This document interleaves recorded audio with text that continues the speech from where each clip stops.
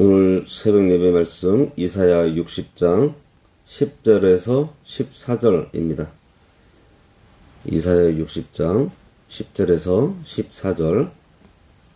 내가 노하여 너를 쳤으나 이제는 나의 은혜로 너를 불쌍히 여겼은즉 이방인들이 내 성벽을 쌓을 것이요 그들의 왕들이 너를 섬길 것이며 내 성문이 항상 열려 주야로 닫히지 아니하리니 이는 사람들이 내게로 이방 나라들의 재물을 가져오며 그들의 왕들을 포로로 이끌어옴이라. 너를 섬기지 아니하는 백성과 나라는 파멸하리니 그 백성들은 반드시 진멸되리라. 레바논의 영광 곧 잣나무와 소나무와 황양목이 함께 내게 이르러 내 거룩한 곳을 아름답게 할 것이며 내가 나의 밟을 것을 영화롭게 할 것이라. 너를 괴롭히던 자의 자손이 몸을 굽혀 내게 나아오며 너를 멸시하던 모든 자가 내 발 아래 엎드려 너를 일컬어 여호와의 성읍이라 이스라엘의 거룩한 이의 시온이라 하리라. 오늘 말씀의 제목은 하나님의 주권적 회복입니다. 오늘 본문은 시온의 회복에 나타난 하나님의 놀라운 반전을 보여주고 있어요. 앞서서 자녀들이 돌아오고 예물이 드려지는 은혜를 우리가 보았다면 이제는 한 걸음 더 나아갑니다. 하나님은 한때 시온을 대적하고 괴롭혔던 자들까지도 결국 시온의 회복을 위해서 사용하신다고 말씀하고 있어요. 이것은 단순히 형편이 좀 나아지는 수준이 아니에요. 역사의 물줄기가 완전히 뒤집어지는 그러한 사건입니다. 성도는 이 말씀을 통해서 하나님께서 역사를 얼마나 철저하게 주관하고 계시는지 배워야 합니다. 사람의 눈에 강해 보이던 세력, 결코 무너지지 않을 것 같았던 권력, 우리 마음에 깊은 상처를 남겼던 대적들까지도 결국 다 하나님의 손바닥 안에 있다는 사실을 깨닫게 됩니다. 10절. 내가 노하여 너를 쳤으나 이제는 나의 은혜로 너를 불쌍히 여겼은즉 이방인들이 내 성벽을 쌓을 것이요 그들의 왕들이 너를 섬길 것이며. 이 말씀 안에는 하나님의 무서운 징계 그리고 한없는 긍휼이 같이 들어 있습니다. 하나님이 자기 백성을 치실 때에는 미워서 버리려고 멸망시키려고 치시는 것이 아니에요. 어떻게든 하나님의 언약 안으로 다시 돌이키시려고 매를 드시는 것입니다. 세상 사람들이 내뱉는 분노는 사람을 파괴하고 죽이지만 하나님의 징계는 사람을 살리고 회복의 자리로 인도합니다. 그러므로 징계를 겪는 성도는요, 절망할 이유가 없어요. 매가 두렵기는 하지만 오히려 그 매를 통해서 베풀어 주시는 은혜를 배워야 합니다. 징계야말로 하나님이 여전히 나를 포기하지 않으셨다는 가장 확실한 증거예요. 징계가 끝난 다음에 하나님은 회복의 날에 이방인들이 내 성벽을 쌓을 것 이렇게 말씀하고 있어요. 성벽은 공동체의 경계이면서 보호의 상징입니다. 성벽이 무너졌다는 것은 수치와 약함을 뜻하지만 다시 세워지는 성벽은요, 안전을 뜻해요. 그런데 놀라운 것은 그 성벽을 세우는 이들이 이전에 시온 밖에 있던 이방인이라는 사실이에요. 하나님은 세상 바깥의 요소들까지도 자기 백성을 세우고 보호하시는 일에 동원하십니다. 실제 역사에서 포로 귀환과 성전 재건 때 일어난 일이기도 하지만 더 넓게 보면 하나님께서 열방의 모든 힘과 자원을 자기 백성을 위해서 사용하신다는 뜻이에요. 교회는 세상이 빌붙어 사는 곳이 아닙니다. 그러나 하나님께서 원하시면 세상의 힘조차도 교회를 섬기게 하세요. 이 원리는 오늘날 우리들에게도 참 중요하게 다가옵니다. 성도는 사람의 도움을 너무 의지해서는 안 돼요. 동시에 하나님께서 사람을 통해 베푸시는 도움을 거절해서도 안 됩니다. 하나님은 때로 예상하지 못한 통로를 통해 교회를 세워주시고 전혀 생각하지 못한 사람을 통해서 사역의 문을 열어주세요. 거리를 두던 자들까지도 협력하게 해주십니다. 그러므로 우리는 도구로 쓰이는 사람에게 마음을 빼앗기지 말고 그 도구를 쥐고 움직이시는 하나님을 볼 줄 알아야 돼요. 사람이 주체처럼 보이지만 실제 주체는 하나님이십니다. 이 진리를 놓치면 사람을 너무 두려워하게 되거나 반대로 사람을 너무 의지하게 됩니다. 하나님의 주권을 신뢰하는 성도는요, 사람 앞에서 비굴하지 않고 사람의 도움 앞에서도 교만하지 않습니다. 11절 내 성문이 항상 열려 주야로 닫히지 아니하리니 이는 사람들이 내게로 이방 나라들의 재물을 가져오며 그들의 왕들을 포로로 이끌어옵니다. 보통 성문은 닫혀 있어야 안전합니다. 그런데 여기에 보면 성문이 주야로 열려 있어야 한다고 하세요. 이것은 적에게 성을 내준다는 뜻이 아닙니다.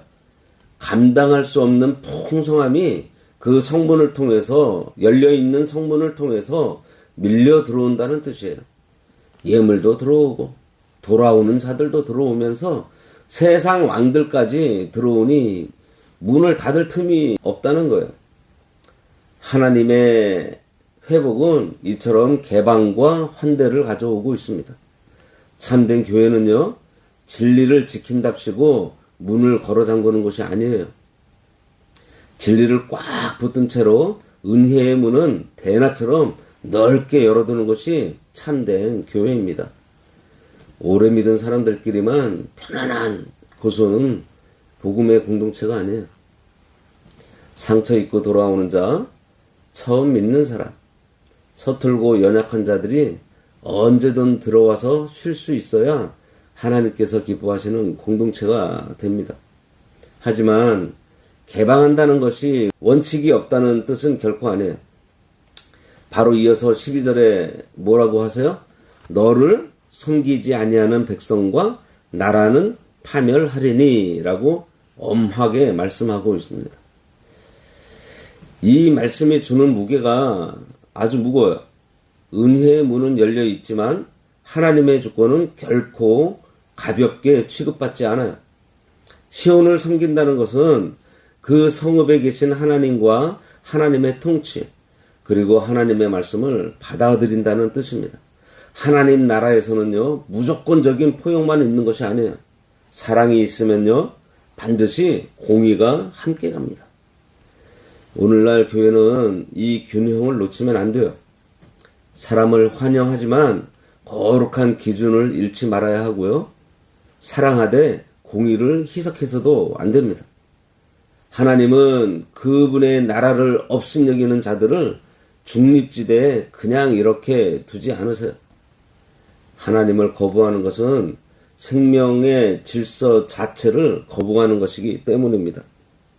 13절 레바논의 영광이 시온으로 들어와 하나님의 성소를 아름답게 한다고 했습니다. 레바논은 예부터 백향목과 잣나무 같은 귀한 나무로 유명했습니다. 그 좋은 것들이 다 하나님의 처소를 꾸미는 데 쓰여요. 여기서 우리는 세상의 좋은 것들이 하나님께 드려질 때 비로소 자기 자리를 찾는다는 사실을 배우게 됩니다. 사람은 무엇을 받으면 자기 영광을 위해서 쓰려고 해요. 그러나 성경은 그것들이 하나님의 성소를 아름답게 쓰는데 쓰일 때 가장 영화롭다고 말씀해요. 모든 좋은 것들은 하나님께로 돌아갈 때 가장 바르게 사용하는 것입니다. 우리 인생도 마찬가지예요. 하나님께서 주신 재능과 재물을 하나님을 위해서 써야 합니다. 내게 주신 영향력도 하나님을 드러내는 데 써야 합니다. 자기를 위해서 써서는 안 돼요. 만약 그것들을 자기 이름 높이는 데만 쓴다면 그 좋은 것들이 결국 나를 교만하게 만들고 그래서 망하게 됩니다. 그러나 하나님의 집을 세우고 하나님의 이름을 높이고 형제를 섬기는 데 쓰인다면 그 모든 것은 거룩한 영광이 돼요. 교회는 돈이 많아서 영광스러운 것이 아니에요. 하나님께 드려질 헌신이 많아야 영광스럽습니다. 인재가 많아서 강한 것이 아니고 하나님께 온전히 바쳐진 사람이 많아야 진짜 강한 교회입니다. 14절 너를 괴롭히던 자의 자손이 몸을 굽혀 내게 나오며 너를 멸시하던 모든 자가 내 발 아래에 엎드려 너를 일컬어 여호와의 성읍이라 이스라엘의 거룩한 이의 시온이라 하리라 말씀하십니다. 얼마나 큰 반전이에요. 과거에 시온을 무시하고 짓밟던 자들의 후손이 이제는 시온 앞에 와서 무릎을 꿇는다고 합니다. 이것은 단순히 세상적인 복수가 아니에요. 하나님께서 자기 백성이 당한 수치와 멸시를 다 기억하고 계셨다가 마침내 공의로 갚아주시는 장면입니다. 그런데 결론이 복수에서 끝나지 않아요. 대적들이 입을 열어서 고백하기를 시온을 가리켜서 여호와의 성읍이라 이스라엘의 거룩한 이의 시온이라고 부르게 된다는 거예요. 결국 드러난 것은요, 시온의 잘난 모습이 아니고 그 가운데 계신 거룩하신 하나님이에요. 우리가 억울한 일을 당할 때 신앙 지키느라 무시당하고 손해볼 때 너무 빨리 자기 손으로 결판을 내려고 하지 마세요. 하나님은 자기 백성이 당하는 수치를 단 하나도 잊지 않으십니다. 때가 되면 하나님이 친히 다 드러내시고 회복시켜 주시고 높여주세요. 하나님이 우리를 높여주시는 목적은 우리의 자존심을 세워주시는 것이 아니고 하나님의 거룩함을 세상에 보여주시려는 것입니다. 그러므로 성도는 억울하다고 독을 품을 것이 아니라 하나님의 공의 그리고 하나님의 때를 기다릴 줄 알아야 합니다. 원수를 미워하는 마음보다 하나님이 결국 영광 받으실 것을 믿음으로 우리가 바라봐야 돼요. 그러한 믿음이 클 때 우리가 어떠한 시험이나 마귀와의 싸움에서 승리할 수 있는 거예요. 오늘 말씀을 맺겠습니다. 교회는 세상 앞에서 기죽어 살아야 할 이유가 하나도 없어요. 물론 우리는 세상과 싸우려고 존재하는 사람들은 아닙니다. 하지만 세상을 두려워해서 자기 정체성을 팔아먹어서도 안 돼요. 하나님이 마음만 먹으면 이방인들도 성벽을 쌓게 하시고 왕들도 섬기게 하시고 대적의 자손들까지 무릎을 꿇게 하십니다. 교회의 힘은 사람의 숫자에 있지 않아요. 배경에 있지도 않고 세상 권력과 친한데 있지 않습니다. 교회의 힘은 오직 하나님의 주권 아래에 있어요. 우리가 할 일은 그 주권 아래 겸손히 엎드려서 아버지의 뜻대로 순종하는 것입니다. 은혜의 문을 열어두고 거룩함을 잃지 않는 것뿐이에요. 이 믿음으로 우리가 오늘도 승리하시기 바랍니다. 기도하겠습니다. 역사의 주권자 되시는 하나님 아버지, 저희들을 징계하시지만 버리지 않으시고 끝내 긍휼로 회복시켜 주시는 은혜를 감사합니다. 사랑과 눈앞의 상황을 두려워하지 말게 해주시고 도움의 도구보다 도움의 근원 되시는 하나님만 바라보는 믿음을 허락해 주시고 우리 교회의 문을 넓게 열어두되 진리는 굳게 붙들게 하소서. 억울함과 상처를 스스로 풀려 하기보다 하나님의 공의와 때를 잠잠히 기다리는 저희들 되도록 도와주시옵소서. 대적도 섬기게 하시는 하나님의 손을 끝까지 믿음으로 우리들의 삶과 이 교회를 통해서 아버지의 거룩하심이 드러나게 하여 주시옵소서. 예수님의 이름으로 기도드리옵나이다. 아멘.